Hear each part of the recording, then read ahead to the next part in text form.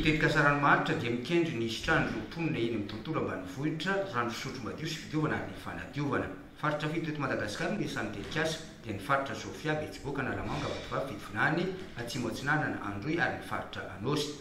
Nampahafantarina ireo tompona andraikitra sy ireo mpiara-miombonantoka eto anivon'ny faritra ny momba ity tetikasa ity. Tetikasa zany dia manana tanjona ngezabe anankiefatra tiana hotratrarina dia ny fanatsarana ny gouvernance na fahaiza-mitantana eo amin'ny sehatry ny rano fidiovana fanadiovana.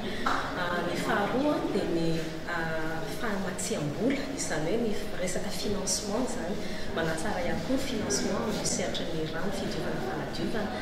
Ny tanjona lehibe fahatelo dia ny fahazahoana ny rano fisotro madio ny fidiovana fanadiovana, izany hoe fourniture de service mikasika ny rano eau, assainissement, hygiène. Ary ny tanjona fahaefatra dia ny fiovam-pihetsika na ny changement de comportement. Ireo tanjona anankiefatra ireo dia ny eritreretina hoe hotratrarina mandritra izay 10 taona iasan'ny tetikasa izay. Ny tetikasa moa zany dia ataon'ny CAIR.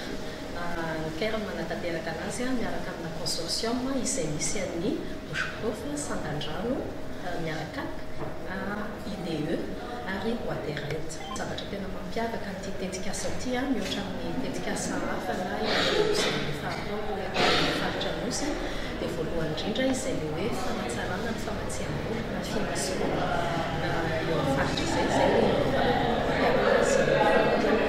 ary ny mampiavaka azy faharoa dia ny resaka ataontsika hoe fanatsarana ny tontolon'ny ohatra amin'ny ankapobeny na ilay ataontsika hoe approche système, izany hoe miezaka manatsara an'ireo singa rehetra izay ao anatin'io système io mba hampisy ny faharetana durabilité izay no matetikasa ranomanitra azy. 5 taona ny faharetan'ny tetikasa izay mitentina $10,000 famatsim-bola ny vahoaka Amerikanina. Marina fa nanaraka ny famelabelarana tamin'ny alalan'ny serasera-pitandavitra ramatoa governoran'ny faritra Anosy izay nanambara fa zava-dehibe ho an'ny faritra ny fisian'izao tetikasa izao izay mamaly ny voarakitra ao amin'ny drafitra fampandrosoana ny faritra.